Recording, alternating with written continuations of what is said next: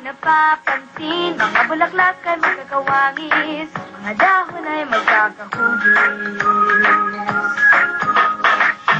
Hindi mo ba naitatanong, mundo'y may ayos na sinusundan, sa mas inyo yan malalaman. Halina, sumama na kayo, maglakbay, mag-enjoy, maglaro, tuklasin ang sa buhay natin, dali lang magpasa tayo. Mga number at mga signs, hindi dapat katakutan, ito'y mga simbolo ng gusto natin sabihin at malaman. Kaya sila'y kaibiganin at kayo'y magtataka, mundo'y mas mauunawaan. Halina, sumama na